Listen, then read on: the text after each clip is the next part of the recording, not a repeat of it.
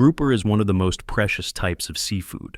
Do you know how it is raised in cement tanks or offshore cages, and how it is transformed from a fresh fish into a dish that is considered to be of the highest quality? In today's lesson, we will take you behind the scenes of the grouper farming sector, revealing the harvesting, processing, and cooking processes in a way that has never been seen before. Make sure you stay tuned to the very end for the most genuine and exciting possible footage. Grouper is one of the marine fish species that is considered to be the most commercially useful. It is farmed in a great number of nations all over the world, particularly in Southeast Asia. Depending on the species, groupers can range in size from 0.8 to 1.5 kilograms, with the majority of farmed variations attaining this weight in approximately 8 to 12 months. Grouper that is farmed is produced in the greatest quantities in countries such as Taiwan, Indonesia, Thailand, Malaysia, China, and Vietnam. It is a common practice to raise grouper in floating sea cages, which is a method that delivers high economic efficiency by making use of the natural water environment. In most cases, the cage system is constructed out of solid timber frames, floating buoys, and protective nets, which together produce an environment that is analogous to that of the wild. Cages are put in calm sea areas with stable water flow to ensure that the water is clean and rich in oxygen. This is done to ensure that fish are able to grow to their full potential. In addition to the farmers, there are guard dogs on the floating farms. These dogs are responsible for preventing the theft of the fish and alerting the farmers whenever boats that are not familiar to them approach. Small fish, live shrimp, or high-protein industrial feed are the primary sources of nutrition for groupers. This allows them to develop rapidly and attain the optimal weight for commercial purposes. In order to ensure that the fish are able to absorb the appropriate amount of nutrients, farmers typically feed them at predetermined times each day. On days when the sea is rough, the cages are battered by powerful waves, which requires the farmers to reinforce the frames and inspect the nets to prevent any damage from occurring. The harvesting of groupers begins when the fish reaches the standard size, which is normally between 1.5 and 3 kilograms per fish. This is done to guarantee that the meat continues to be firm and flavorful. This operation takes place immediately on offshore floating cages, which are where purchasing boats arrive, bringing encircling nets, big scoops, and water tanks equipped with oxygen aeration systems that are prepared for a large-scale harvest. The condition of the cages, the tightness of the nets, and the requirements for the appropriate equipment are all meticulously examined by the farmers before harvesting in order to guarantee that the capturing process will go well. The encircling net is lowered into the cage once everything is complete, gradually lowering the amount of room available for swimming in order to concentrate the fish in one area of the enclosure. In order to prevent any scratches or stress to the fish, fishermen use enormous scoops to lift each fish once they have concentrated the fish. They move quickly but carefully through the process. While being transported to the coast, fish that are of the required size and weight are immediately placed into aerated water tanks. This ensures that the fish retain their quality and freshness during the journey. In addition to farming grouper in sea cages, growing them in cement tanks is another widespread method of farming groupers. The tanks are typically rectangular or circular in shape, and they have high walls, as well as a drainage system and water supply that are both well regulated.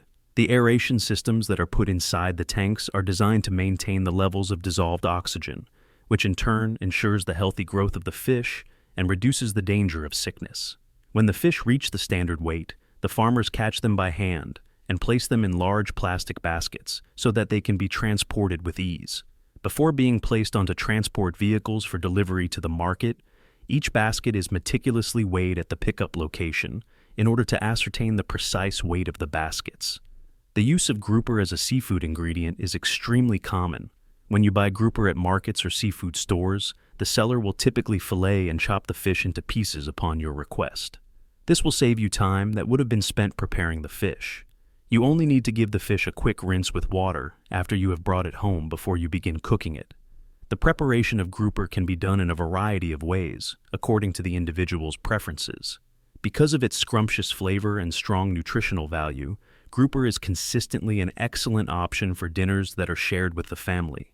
I wanted my video to be extra special and interesting, so here are some facts you might not know about this grouper fish. One of the most fascinating biological traits of groupers is their ability to change gender during their lifetime. Most groupers are born as females, but as they grow and reach maturity, some individuals transition into males.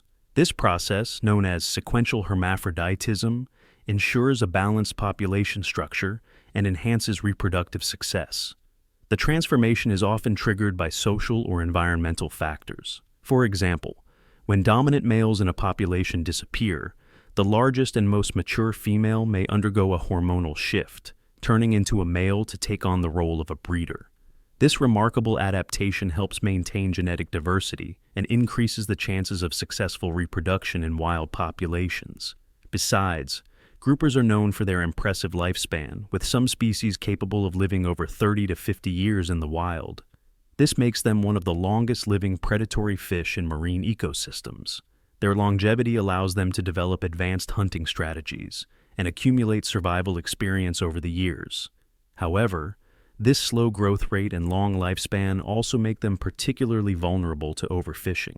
Because they take many years to reach reproductive maturity, excessive fishing can quickly deplete their population, leading to severe ecological consequences. Not only that, groupers are ambush predators with an astonishingly rapid strike speed. Unlike many predatory fish that chase their prey, groupers rely on stealth and powerful suction to capture their meals. When attacking, they open their mouths at an incredible speed, creating a vacuum that instantly pulls the prey inside. This method allows them to consume fish, crustaceans, and even small octopuses with minimal effort. Additionally, groupers often hunt at night, using their camouflage to blend into the reef and surprise unsuspecting prey. Their excellent eyesight and ability to remain motionless for long periods make them highly effective hunters. Especially, groupers engage in a fascinating mutualistic relationship with cleaner fish, particularly species like cleaner wrasses. These small fish provide a vital service by removing parasites and dead skin from the grouper's body, especially around the gills and fins. In return, the grouper remains still and allows the cleaner fish to perform their job without attempting to eat them. This relationship benefits both species. The grouper stays healthy and free of infections, while the cleaner fish receive a steady source of food. This interaction showcases the complexity of marine ecosystems and how different species depend on each other for survival. As top predators in coral reef environments, groupers play a crucial role in maintaining ecological balance. By regulating the population of smaller fish and crustaceans, they prevent any one species from overpopulating and disrupting the delicate food chain. However, when grouper populations decline due to overfishing, it can lead to an explosion of smaller prey species, which may in turn overgraze algae-eating fish. This can result in coral reefs becoming overgrown with algae, negatively impacting biodiversity and reef health. Protecting groupers is essential for preserving the stability of coral reef ecosystems.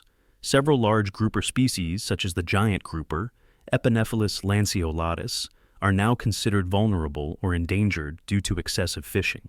Because these fish grow slowly and reproduce at a late stage, their populations struggle to recover once depleted.